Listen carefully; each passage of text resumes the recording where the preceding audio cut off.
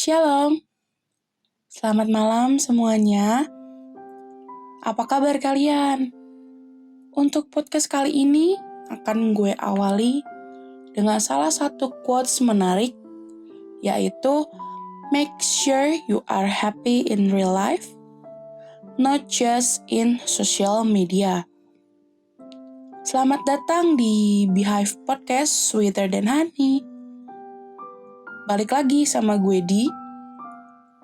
Sehubungan dengan quotes yang udah gue baca tadi, hari ini gue akan bahas tentang sosial media, terutama apa pengaruhnya dan apa dampak negatif dan positifnya, apalagi saat karantina kayak gini nih. Gue juga akan bahas bagaimana cara menyikapinya sebagai anak Tuhan akan semua hal-hal ini. Langsung aja yuk, gue mau bacain teman-teman yang udah isi Q&A kemarin untuk bahas topik ini. Nah, jadi minggu kemarin kita melontarkan pertanyaan, apakah dampak positif dan dampak negatif dari sosial media, juga alasannya kenapa. Teman-teman kita ada yang jawab nih. Yang pertama, dari Instagram bernama Tiffany_CHRSTN06. Dia bilang, lebih banyak positifnya. Soalnya sosial media memberi banyak informasi yang penting buat kita, tapi juga gak sedikit orang yang menggunakan untuk hal yang negatif. Menurut gue sih, lo bener banget. Kalau ditanya tentang positif, tentu banyak banget informasi, ilmu, atau hal-hal lain yang bisa kita dapat untuk pengetahuan kita. Misalnya, kalian searching cara masak, atau cara menjahit baju, banyak deh hal-hal lain yang bisa kalian cari di sosial media yang berdampak positif untuk diri kalian dan menambah skill kalian. Tapi, banyak orang yang malah menyalahgunakan. Kan sosial media sekarang udah memberikan sangat-sangat banyak kemudahan untuk kita bisa mencari apapun, mengupload apapun, ya banyak deh fitur-fitur lain yang memberikan kita kemudahan. Gak sedikit orang yang menyalahgunakan kemudahan-kemudahan tersebut untuk hal-hal negatif dan untuk menjatuhkan orang lain, juga berdampak negatif untuk diri sendiri dan lingkungan sekitar. Menurut gue sih gitu. Lanjut ke teman kita yang kedua dari Instagram bernama MCSN21. Dia menjawab, tergantung pemakaian dan untuk apa tujuan medsos tersebut. Untuk dipakainya seperti apa maksud dia, mungkin gitu ya. Nah benar, kalau ditanya positif negatifnya juga, gue akan jawab tergantung. Karena pemakaian sosial media tuh kayak lu lagi jalan di jalan raya nih. Nah sekarang lu mau nyebrang jalan. Kalau lu berhati-hati dan lu tengok kanan, tengok kiri, ketika jalan tersebut sepi, lalu lu menyeberang, lu akan nyampe di tempat tujuan lu dengan selamat, tanpa kekurangan suatu apapun. Tapi kalau misalnya lu gak hati-hati, pasti akan ada sesuatu yang terjadi, entah lu jatuh, tersandung, entah lu ketabrak, atau bagaimanapun itulah. Kalau gue beranggapan seperti itu tuh sangat riskan. Ketika kita jatuh sedikit, kita akan salah di mata orang lain. Kayak misalnya dengan menggunakan bahasa kasar atau dengan menggunakan bahasa yang tidak baik, kita upload status di Snapgram atau di status WA kita. Lalu banyak nih kontak-kontak kita, teman-teman kita yang follow kita melihat itu semua. Tentu orang-orang akan beranggapan seperti, aduh, kok gue lihat orang ini layanan di gereja, agamanya bagus, sering baca Alkitab. Loh, kok upload status seperti ini sih bahasanya? Mungkin ada beberapa teman kita yang berpikir seperti itu dan bahkan juga ada yang tidak peduli dan hanya baca saja. Tetapi kan kita tidak pernah tahu stereotip orang kepada kita seperti apa. Seperti itu teman-teman semua. Nah, buat kalian nih yang ketinggalan Q&A kita akan adain Q&A untuk judul podcast selanjutnya di setiap hari Kamis setelah podcast kita diupload pada hari Rabu. Kalian bisa cek di IG Be Generation, di Snapgramnya kita akan buka Q&A. Nah, nanti link Instagramnya akan gue taruh di description box below ya. Oke, let's jump right into the next topic. Sosial media tuh nggak cuman mencakup Instagram, Facebook, WhatsApp, Line, Snapchat, YouTube, atau berbagai platform lain yang punya fitur chat dan telepon atau forum yang bisa kita lihat atau dilihat orang banyak. Tapi juga mencakup berbagai aplikasi-aplikasi game online. Dari pengguna Instagram sendiri nih, gue ngeliat banget banyak fenomena-fenomena yang cukup aneh yang terjadi akhir-akhir ini nih, terutama saat karantina ya teman-teman. Sebagai contoh aja nih, ada salah satu selebgram yang mengklaim dia mau jual keperawanannya seharga miliaran, kalau nggak salah sih 3 miliar gitu, seingat gue ya. Dia bilang untuk membantu teman-teman yang butuh dana saat pandemi COVID-19. Katanya mau dibeliin APD dan ngebantu teman-teman lain. Tapi setelah kasusnya blow up nih ke publik, dia bilang kalau semua ini hanya bercanda. Gimana ya nanggepinnya? Gue sebagai wanita speechless sih kalau dia mau jual keperawanannya sendiri hanya untuk hal seperti itu, yang mungkin niatnya baik ya untuk membantu teman-teman yang kekurangan dana atau bagaimana lah selama COVID-19. Tapi menurut gue sendiri sebagai wanita, oh my god, kayak keperawanan yang Tuhan kasih sendiri, itu tuh kayak bener-bener bait Allah yang harus kita jaga di diri kita sendiri. Dan dia ngejual gitu aja seakan-akan itu tuh hal sepele, hal yang bisa diperjualbelikan dan bisa dihargain sama uang atau materi. Itu gue gak bisa mikir sih, kayak cara mikir dia tuh kayak gimana bisa sampai ngomong kayak gitu. Walaupun niatnya baik, tapi itu tuh hal yang gak harusnya dia lakuin gitu. Apalagi dia uploadnya di publik, di Instagram, dan dia sebagai influencer, sebagai selebgram harusnya bisa membawa dampak positif untuk seluruh followernya. Kan kita gak tahu nih, followernya ada yang anak kecil atau gimana lalu ngikut-ngikut gitu. Katanya bisa nih jual keperawanan buat bantuin anak-anak atau teman-teman yang COVID-19. Kan gak baik juga untuk dampak ke followersnya, karena kita gak tahu cara berpikir setiap orang seperti apa. Jadi teman-teman harus benar-benar jaga perkataan kalian ya, walaupun cuma bercanda atau tidak bermaksud serius di sosial media. Nah, yang satu ini juga kayaknya kalian bakalan udah pernah denger deh. Ada salah satu orang yang bilang, oke, kalau gue hit 10.000 follower di Instagram, gue akan gantung diri, akan bunuh diri live di Instagram katanya. Pada akhirnya pas orang-orang udah follow dia sampai 10.000, dia ganti Instagram dia jadi Instagram online shop. Mungkin ini kita nggak tahu ya orangnya seperti apa, atau beneran bunuh diri atau enggak, tapi salah satu cara yang nggak baik menurut gua untuk mendapatkan reputasi atau follower dengan cara seperti itu. Ketika balik lagi sih, kayak cara berpikir orang berbeda-beda. Dia menjadi influencer atau menjadi orang yang sangat berpengaruh di lingkungan, bisa saja mempengaruhi cara berpikir orang lain. Kita nggak tahu orang-orang lain bisa berpikir, oke, gue mau ikutan nih, biar follower gue naik tinggi.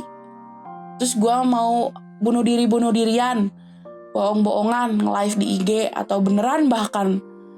Itu tuh bukan hal yang baik, teman-teman. Gak patut banget buat kalian contoh. Ini, aduh, gue gak ngerti sih, kok bisa kepikiran ketika dia mau bunuh diri, atau dia tuh menganggap bunuh diri dan gantung diri tuh hal yang sepele, padahal tuh enggak, teman-teman. Itu tuh salah satu expression dari seseorang yang depresi, dan itu menyangkut jiwa kita dan harga diri kita tentunya, teman-teman ya. Kok dia bisa-bisanya kayak menyepelekan tentang hal seperti dalam kutip kematian gitu untuk hanya kefamousan dia di Instagram, follower yang banyak, lalu dia jadikan online shop. Ini benar-benar hal yang gak patut buat kalian contoh ya. Pasti kalian tahu nih, ini kasus yang bener-bener lagi hot sih. Kayak ada salah satu YouTuber lah, gue gak akan sebutin namanya siapa, kalian pasti tahu. Dia seakan-akan ngeprank nih, ngasih sembako, tapi di kardusnya itu dia isi sampah dan bebatuan yang dia ambil dari tong sampah. Dia melakukan ini di daerah Bandung. Jadi gue sebagai orang Bandung dan kita sebagai teman-teman yang tinggal di Bandung nih, pasti ngerasain, ya ampun, kok orang Bandung sendiri, rakyat Bandung sendiri seperti itu. Dia memberikan sembako, dan ya itu tuh hal yang sangat orang-orang butuhkan. Orang-orang lain kan pasti sangat terpengaruh nih pekerjaannya dengan adanya COVID-19. Pasti teman-teman kita yang di luar sana butuh banget bantuan-bantuan seperti ini.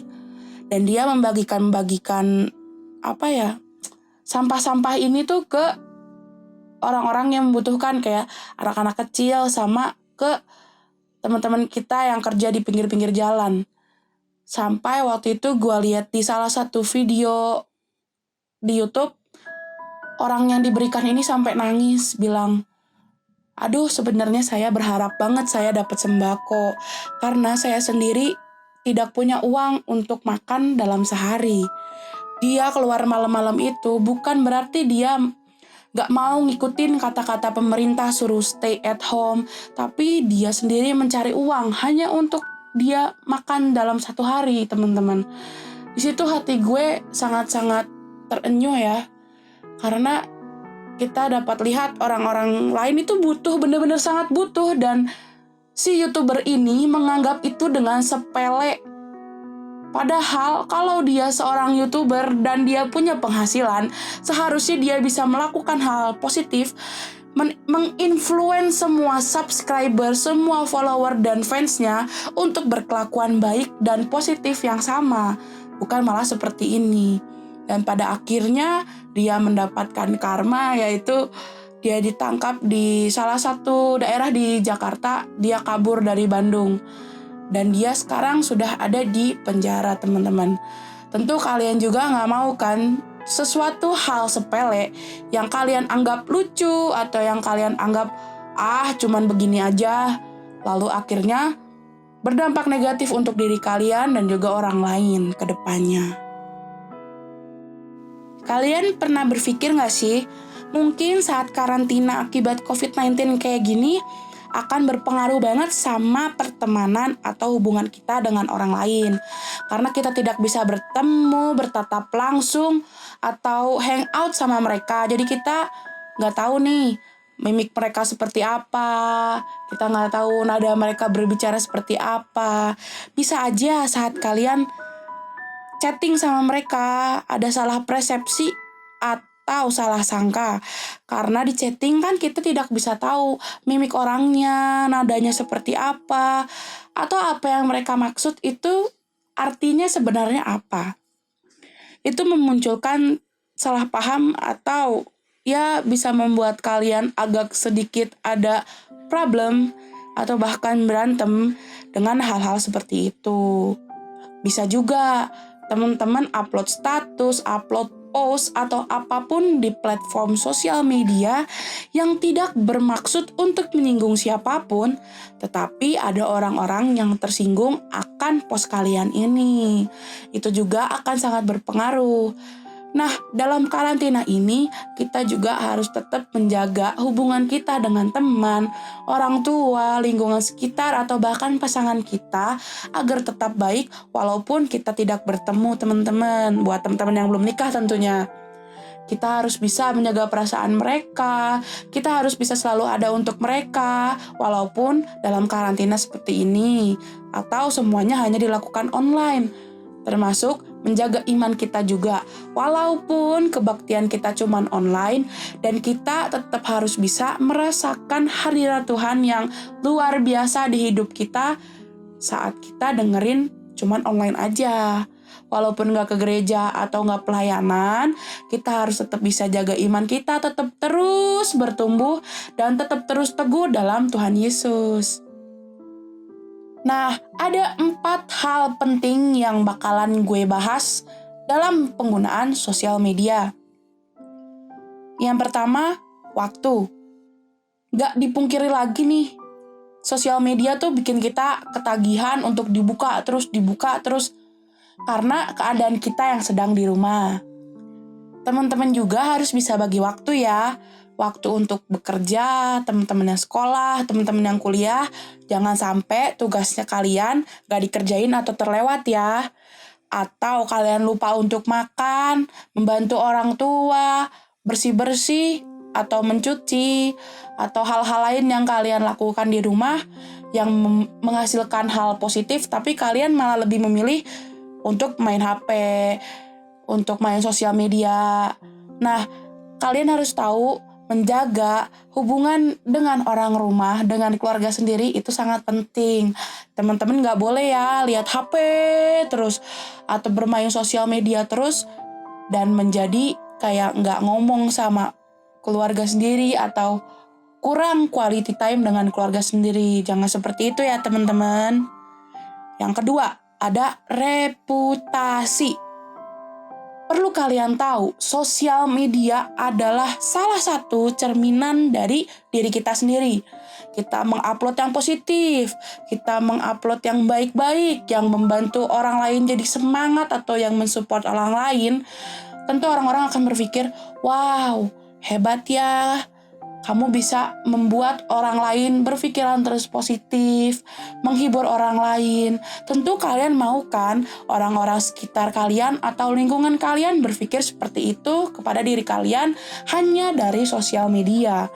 Jangan sampai nih kita upload yang sangat-sangat jelek di sosial media dengan kata-kata yang tidak senonoh atau dengan hal-hal yang tidak perlu di-share di sosial media dan orang-orang malah berpikiran negatif tentang kalian atau menyepelekan kalian. Nah, yang ketiga ada hubungan. Balik lagi ke menjaga hubungan dengan teman, dengan lingkungan sekitar, atau dengan pasangan kita.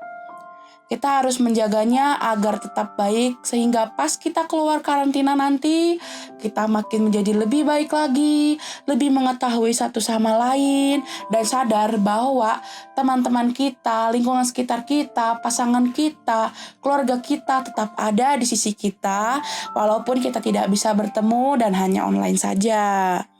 Yang keempat, melakukan hal-hal positif. Contohnya, kalian ibadah online tapi kalian tetap serius, kalian tetap merasakan hadirat Tuhan yang luar biasa di dalam diri kalian, dan kalian tetap bertumbuh, itu hal yang sangat positif banget teman-teman. Atau teman-teman yang mulai membuat video TikTok nih sama teman-teman lain untuk menghibur orang lain, itu juga merupakan hal-hal yang baik.